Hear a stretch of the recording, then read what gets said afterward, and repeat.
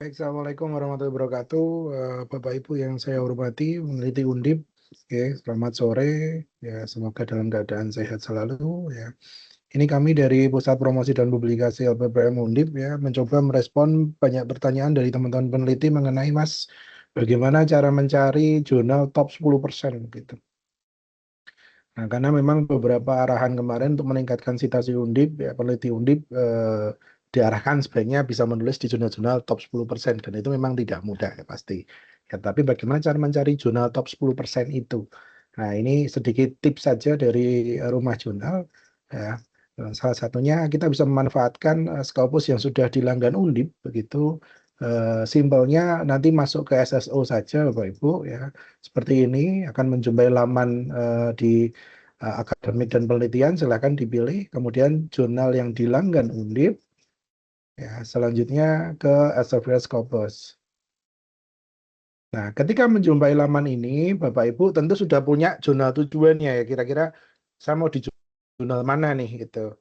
Nah, ini saya coba dengan jurnal yang kami kelola saja, yaitu Geoplanning ya, Q3. Nah, apakah Geoplanning top 10%? Pasti tidak gitu, karena di Q3 ya biasanya top 10% itu Q1 rata-rata. Nah, cara mencarinya atau memastikannya bagaimana, dan bagaimana melihat jurnal-jurnal lain di bidang ilmu tersebut selain Geoplanning misal, itu bisa kita cari pakai mesin ini gitu. Nah, kita cari misalnya source title di sini.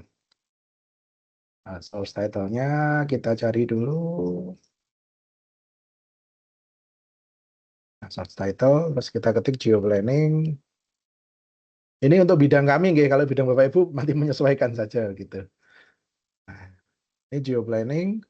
Nah, kalau sudah muncul kita klik nama jurnalnya di sini. Nanti akan muncul profil jurnalnya di Scopus gitu. Nah, apakah jurnal geoplanning ini top 10%? Nah, kita bisa cek di site and rank and trend. Ya. Di sini kita nomor 501 dari 841 ya, semoga tahun ini bisa Q2 harapannya ya. Karena lihat set skornya naik sebenarnya dari 1,5 ke 1,7, tapi ya nanti penilaiannya seperti apa, semoga insya Allah bisa naik ke Q2. Nah, dari angka ini kita tahu bahwa geoplanning bukan top 10%. Lalu mana jurnal yang top 10% begitu? Nah, misal saya contohkan ini untuk bidang kami di Geography Planning and Development.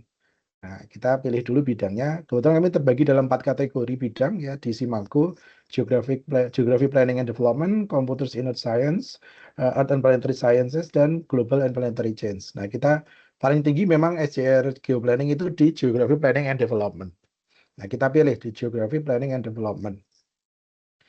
Nah, kalau Bapak Ibu perhatikan, 841 ini paling enggak kalau 10%-nya tuh di nomor 1 sampai 84 begitu ya.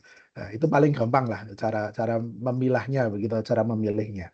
10% berarti nomor 1 sampai 84. Nah, kita perhatikan nomor 1 sampai 84. Kita cek ya. Terus yang nomor 84 ini kondisinya seperti apa? Misalnya saya cek Applied Geography begitu ya. Saya cek di Applied Geography di Simago gitu.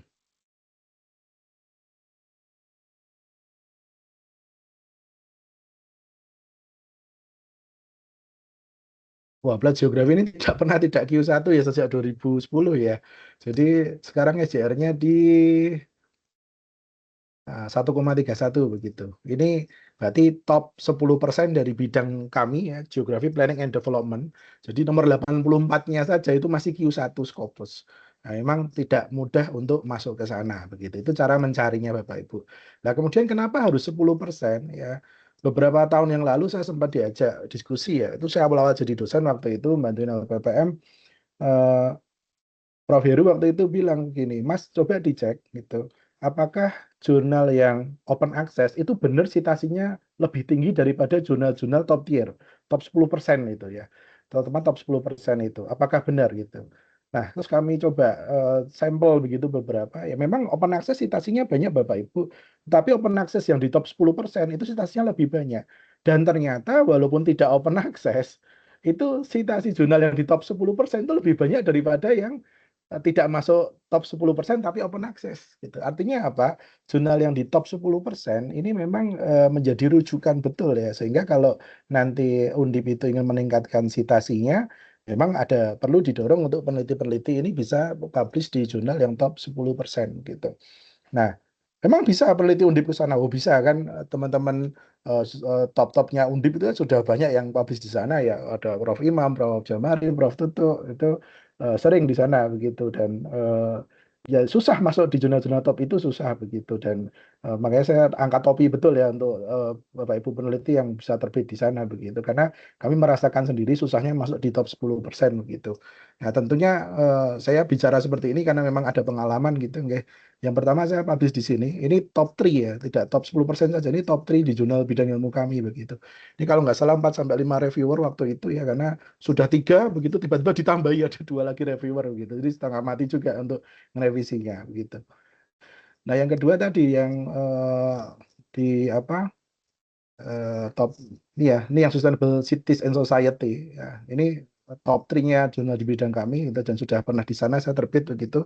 Dan yang nomor 84 yang Applied Geography tadi, Applied Geography tadi saya juga sudah pernah menerbitkan di sana begitu. Ya, jadi kalau kita lihat ini tidak open access. Ya, tapi citasinya 125, lumayan gitu. Ya.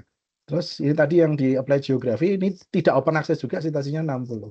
Nah, punya saya yang open access ya, ini saya ambil yang saya first author aja. Nah, ini saya open access first author open access dan ini tidak berbayar ya karena waktu itu memang jurnalnya ini gratis ya, tapi dia open access karena didanai oleh universitas tempat dia terbit begitu di Rumania. Nah, ini walaupun open access citasinya hanya 26 begitu. Bayangkan dengan yang ini tidak open access di penerbit besar ya, di Elsevier begitu 60 dan 125 ya. Ini juga Prof. Imam juga pernah di waktu itu saya jadi anggota penelitinya, itu juga salah satu top 10% di bidang ini, di bidang coastal management begitu. Nah, ini membuktikan bahwa walaupun close access itu citasinya bisa tetap tinggi kalau Bapak Ibu mencoba di jurnal yang top 10% begitu. Nah, ini kita cek ya, Sustainable Society itu ada di nomor 3. Nah, di bidang kami ini nomor 3. Jadi memang citasinya sampai sekarang masih mengalir begitu. Ya, jadi kalau kita ingin mengejar citasi yang tinggi, terutama untuk perankingan ya tadi ya world class, terus kemudian peringkat-peringkat dunia gitu. Dunia nggih, akhirat belum ya kita. Tapi akhirat alhamdulillah lah, Undip sering ada pengajian di masjid macam-macam. Nah, itu dunianya dapat, akhiratnya dapat begitu. Nah, tapi yang lebih penting ketika ingin menaikkan citasi tadi ya tentu pilihan jurnal kalau memang mau didorong ke yang top 10%, tentu tidak hanya masalah kemauan saja, tetapi juga perlu ada kesabaran, perlu ada hal-hal yang sifatnya detail, dan itu materi-materi yang memang baru dan bisa diterbitkan di sana begitu. Nah, ini tadi contohnya nomor 3 itu Sustainable Society, dan yang tadi satu lagi saya top 10% di Applied Geography begitu. Ini saya klik. Kalau saya klik view PDF-nya, ini karena proses. Nah, ini Applied Geography. Nah, ini lumayan ya. Saya first author juga di sini. Eh, ini lumayan waktu itu untuk lektor kepala langsung tembus ini. Jadi nggak ada komen sama sekali, langsung tembus aja ini pakai ini gitu ya. Jadi alhamdulillah gitu bisa memperlancar kita karir kita juga gitu. Jadi itu Bapak Ibu ya. Jadi kenapa kok ini perlu kami jawab ya? Karena pertama tadi pertanyaan itu banyak gitu. Yang kedua kadang kita sering terhambat masalah EPC untuk jurnal-jurnal open access ya. Memang jurnal open access itu rata-rata lebih cepat juga terbitnya. Ya, tetapi tadi jika kita agak sabar dikit untuk ke jurnal-jurnal yang top 10% tadi bisa, wah itu tidak hanya kalau tembus tidak hanya senang banget, tetapi itu bisa mengangkat institusi tadi, terutama dari sisi citasi dan sisi reputasi dari Undip begitu. Matur nuwun Bapak Ibu, semoga tutorial ini bermanfaat. Selamat mencoba jurnal top 10%. Ya, semoga Bapak Ibu lancar dan penelitiannya bisa menghasilkan luaran-luaran yang bagus begitu. Matur nuwun, saya akhiri. Wassalamualaikum warahmatullahi wabarakatuh.